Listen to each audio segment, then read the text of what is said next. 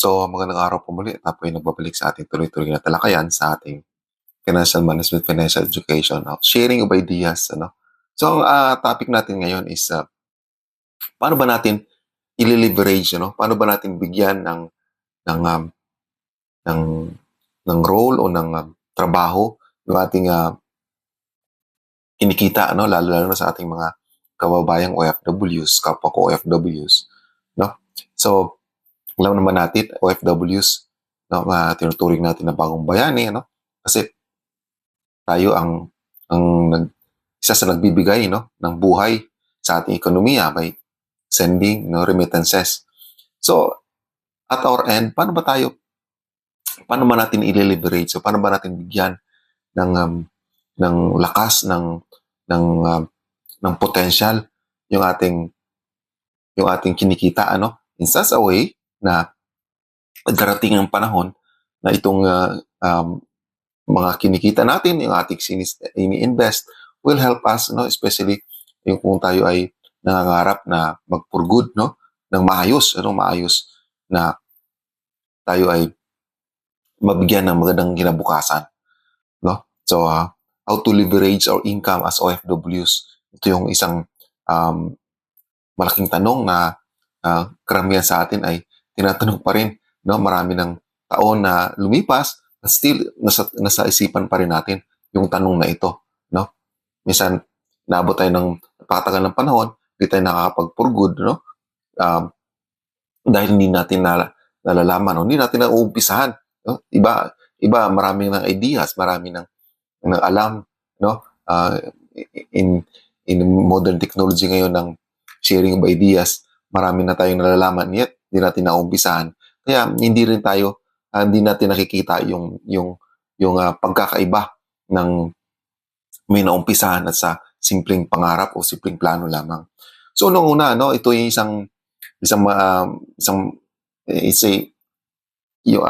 in a way na nagpapabigat sa atin is we're sending too much, we're sending too much sa ating income, na karamihan, majority ng ating income ay naipapadala lang natin,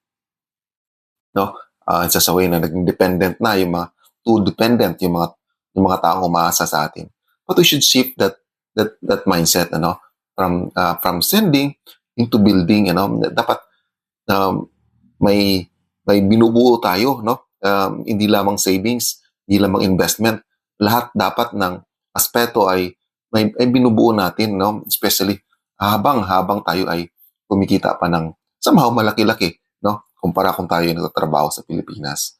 So, we should categorize yung ating mga spending into needs, yung pangangailangan natin, yung mga for protection, dapat meron tayong protection, and then for our growth, So dito pumapasok yung mga investments, yung mga income generating assets, yung mga passive income, dito pumapasok sa growth, So, first and foremost, hindi naman tayo makakasurvive if you don't have, hindi natin nag-aalat doon sa ating pangangailangan.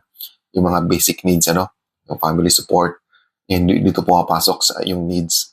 Basic needs, pangailangan natin, pagkain, tirahan, shelter, isa ito sa mga basic needs, And huwag natin kalimutan, basic needs pa rin natin, isa sa mga basic needs, and hindi natin minsan na bibigyan ng considerations yung our medical needs. So ito dapat may nakalaan, and somehow this is a big portion ng ating income ay dito napupunta sa ating needs. So isa rin doon is yung protection. So ito yung minsan hindi rin natin nabibigyan ng halaga, So dito po papasok minsan yung ating medical needs. So dito po papasok yung mga insurances, yung mga emergency fund, very important emergency fund, dapat hindi nawawala ito sa ating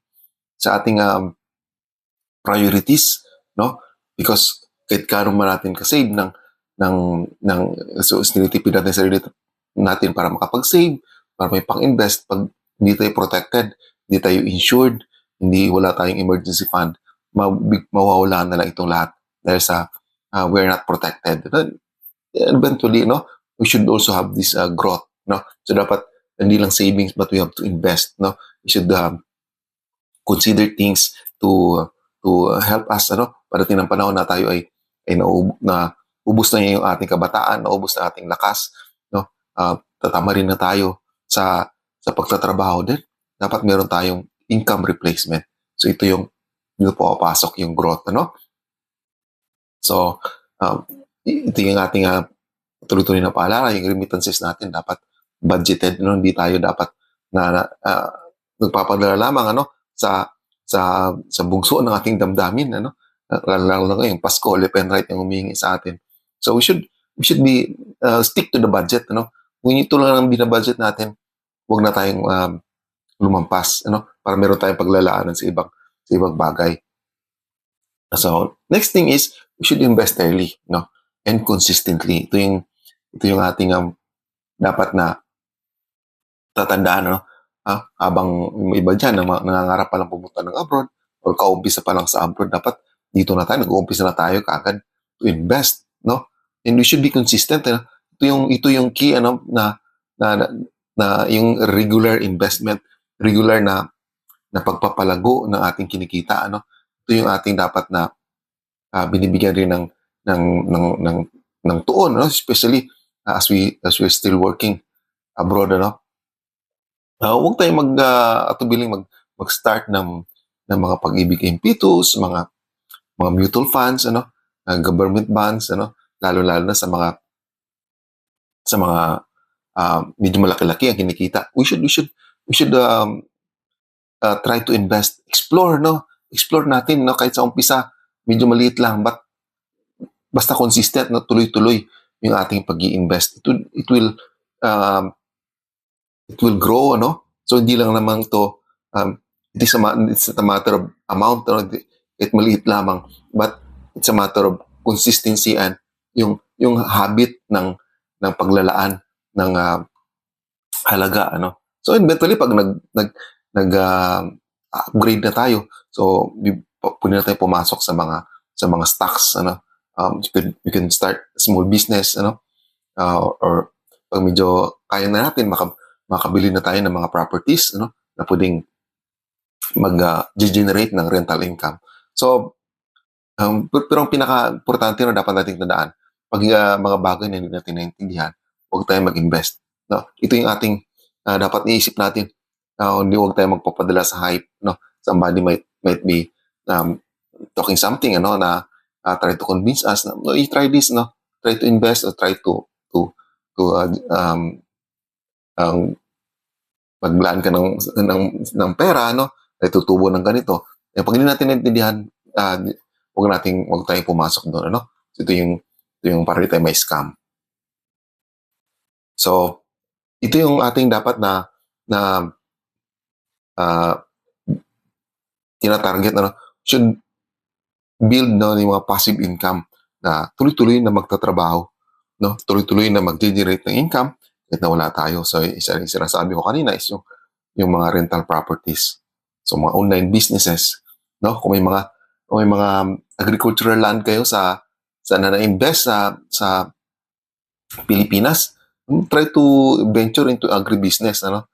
Pero dapat alam natin na trusted natin yung mga taong na nag-aalaga kung ano may business natin, ano may mga agricultural business na pinasok natin para hindi tayo maloko, hindi tayo sabihin na lugi, pero ang totoo naman ay dinaya lang tayo sa income. So, if you have trusted people to manage yung mga properties natin, no, na mag-generate ng income, i-venture natin kasi nakatiwangwang lamang, ano. And then, isa rin yan is yung mga dividend-paying investments.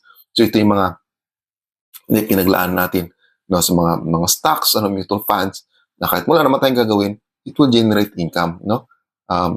Isa parati kong in-emphasize na sa mga uniform personnel, yung mga savings and loan association natin, although dandahan na silang nagbabawas ng kanilang tinatanggap sa kanilang share capital, pero habang mayroon pa, ano, kahit na pagtsagaan natin, kahit sa savings, kahit medyo maliit-liit yung tinutubo, habang mayroon pa tayong mailalaan doon, we should invest doon sa mga dividend-paying investments, ano? So, ito naman daw papasok yung protection, no? Protection yung ating kinikita, ano? you should protect what we earn. Ito yung dapat natin, isa rin sa dapat natin sinasaalang-alang. Um, hindi gastos yung health insurance. Hindi gastos yung life insurance, ano? So this is a protection of our income, ano? Kahit nakapag-ipon tayo ng milyon-milyon, ano? Isang sakit lamang ay maaaring ma-wipe out. Isa ito sa mga katotohanan na dapat natin tanggapin as early as this time. So, should invest sa health, ano, sa health insurance. Although, iningatan naman natin ang ating mga kalusugan, but, no? No, life will give us challenge na minsan ay bigla-bigla na lang hindi natin inaasahan. Pero pag andyan na, no, lalo mga sakit na nasa generations na natin, ano, pinapamana sa atin na ating mga kanunuan, wala tayong magawa kahit gaano natin kaingat sa ating kalusugan. So ating mga gawa, ano, habang may income tayo, we should invest, no? We should alat sa ating kinikita at sa mga health insurance, life insurance, ano. So kahit naman hindi tayo natin papakinabangan yung life insurance na yan. But still, ano, kahit papano, you have the peace of mind na kung mawala man tayo ay yung may iwan natin ay somehow makaka-cope up, ano, as they cope up with our loss, ano, with their loss, ano, kung tayo mawala man. So nakulod. So isa rin ito is yung pinaka-practical natin na sinasabi ulit-ulit is yung emergency fund, no? Emergency fund should be separate sa ating investments, ano? Hindi ito kino-combine sa ating investments. Ito ay separate, no? Parang biglang meron ka emergency, ano? Kaya tayong mabuhay. Mawala tayong trabaho or may magkasakit tayo, hindi na tayo makapagtrabaho. We have 3 to 6 months to of living expenses, no? Na para tuloy-tuloy pa rin ang buhay. And eventually, pag nawala tayong trabaho, no, so sana, in the span of 3 to 6 months ay makahanap tayo ng kapalit na trabaho or income replacement, no? So, protection is not an expense, ano? Ito yung dapat nating iisipin, ano? Gastos lang yan, kukuha ng insurance, ano? Hindi ko mga kailangan yan, ano? Ito yung parati nating naririnig sa ayaw kumuha, no? Kahit minsan may kakayahan naman, ayaw kumuha ng mga insurances, no? Marami kasi mga kwento ng bad experience sa mga insurances. But still, ito isang dito ay gastos lamang, ano. This is an income preservation. So kung may nakalaan tayong savings and investments, no, pagka insured tayo, pag nagkaroon tayo ng emergency, nagkasakit or eventually pag tayo namatay, yung mga savings and investments na yon will be protected dahil sa salo ng gastos ng pagpapagamot or pagpapalibing or other expenses will be covered by insurances. Ito naman ang concept ng insurance, ano. So, one thing is we should keep on growing, no? Lalo na mga bata pa, no? Upskill, no? Ito yung minsan is hindi natin nabibigyan kasi busy na tayo sa ating trabaho, and we're satisfied sa ating kinikita. Nakakalimutan natin mag-upskill. Ang ibig sabihin nito, we should develop ng mga skills, ano, kung may chance pa tayo magmasteral o magkuha ng ibang mga certifications, ano, ibang mga trainings, no, related or not related sa ating ginagawa ngayon. Gawin natin, ano, this is an investment. This is an investment, no, hindi ito pagsasayang ng pera. I-invest natin to. Ang unang puhunan natin ito ating sarili, no. Unang-una naman talaga na puhunan is ang ating sarili. So we should upskill yung ating kakayahan, yung ating capability. Dapat we grow, ano, as time goes by. Hindi tayo napag-iwanan, especially ngayon sa mabilis na pacing ng technology, mabilis na pacing ng pagbabago ng mga bagay-bagay, ano, the emergence of artificial intelligence, and dapat hindi tayo napag-iwanan. So ito yung dapat na isa rin sa alang-alang natin. No, hindi tayo napag-iwanan sa kaalaman, no? And eventually tayo ay na-phase out. Na-phase out tayo sa workforce dahil sa hindi tayo nag-upskill. So ang kukunin na lang ng workforce ng mga employers ay yung mga marunong doon sa kanilang system na minsan mabilis magbago. So ito yung dapat nating somehow pag nag-upskill tayo, it will give us this opportunity na makapag-demand ng higher pay, or at worst, ayaw na natin ng ating work environment, we can look for another opportunity sa outside sa ibang trabaho naman. If we have skills na pwede nating i-offer dun sa mga bagong employers natin. So, isa rin is you should set an exit plan, no? Klarong exit plan. Ito yung minsan hindi natin nabibigyan ng tuon, ano?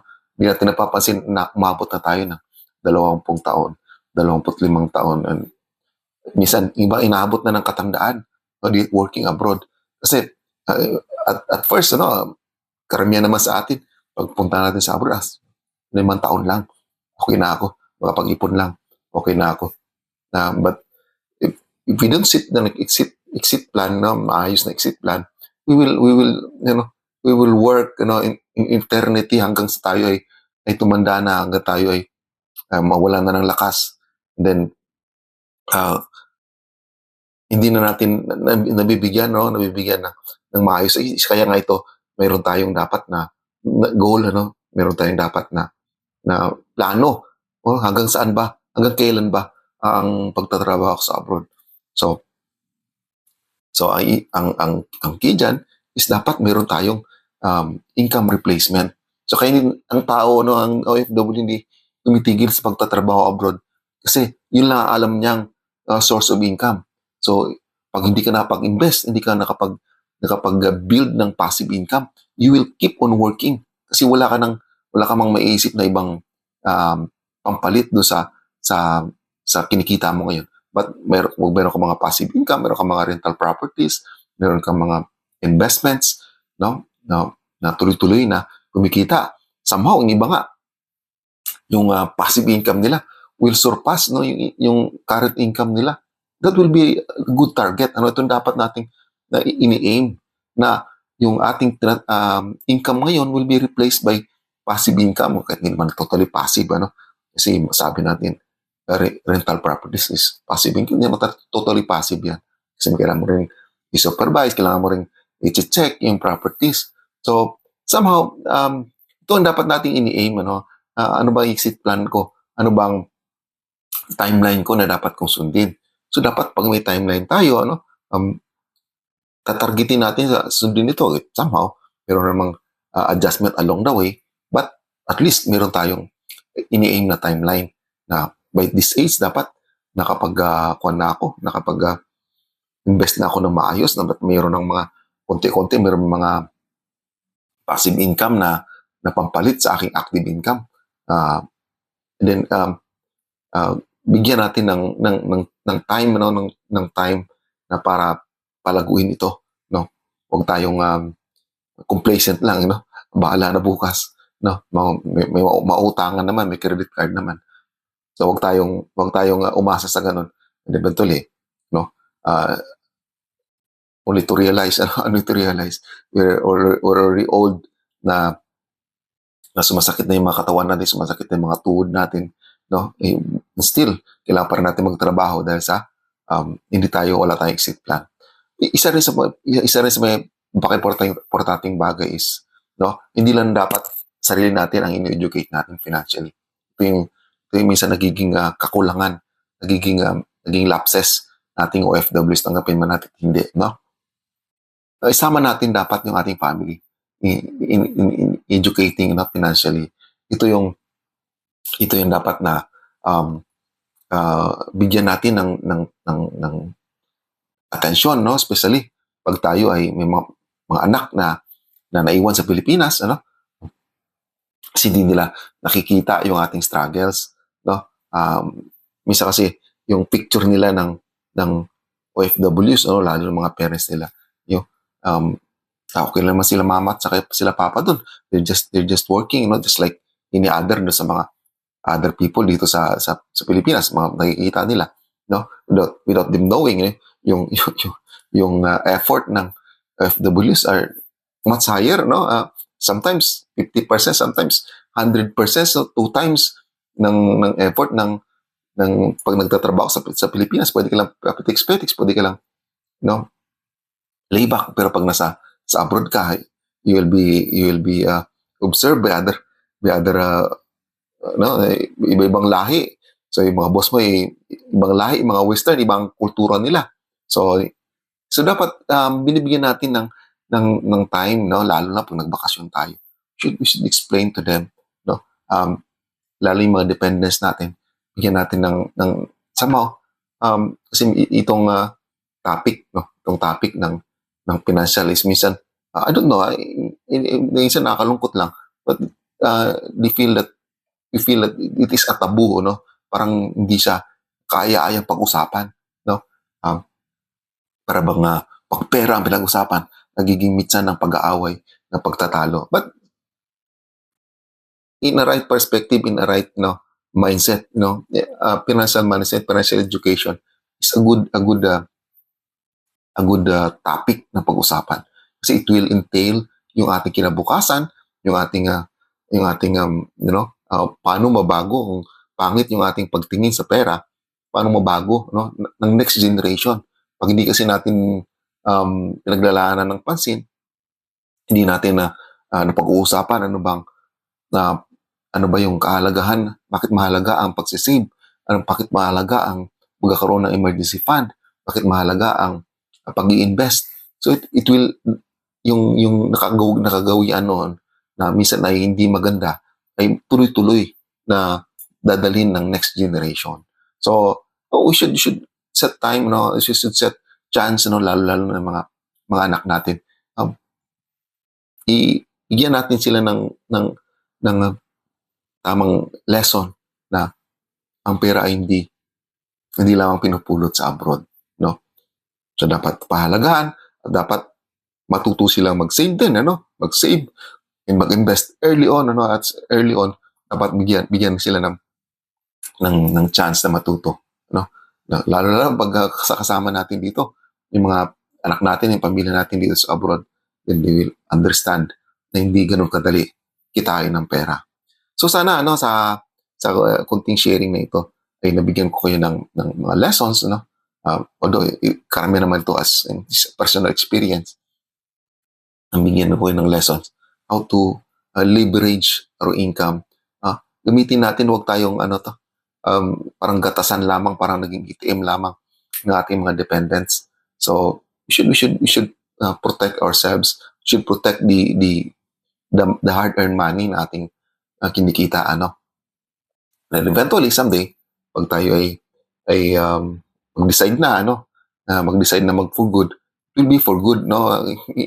Hindi lang nag-for good tayo for how many months and realize natin wala pala tayong na-save, kulang pala yung savings natin, or wala tayong investments na magre-replace ng ating active income. Eventually we will decide to go back, and then another cycle na naman ng pagpupunyagi at pagtsatsaga, So sana po bigyan natin ng trabaho yung ating kinikita ngayon, Bigyan natin sila, i-assign natin sila sa saan ba sila dapat, sa savings, sa investments, sa protection, insurances. Bibigyan natin sila para parating na panahon, they will just magpa-function na sila in their own way, So kahit hindi na natin sila i-supervise, kasi alam na nila by system or by default, alam na nila na ano yung role nila. And then actually it will just keep on earning, it will just keep on protecting us, na kahit na tayo ay hindi na magtatrabaho, eventually darating ang panahon na yun, tagapin man natin hindi. So maraming pong salamat, at sana po ay may natutunan kayo sa ating kunting sharing, at pagpalain tayo ng Poong May Kapal.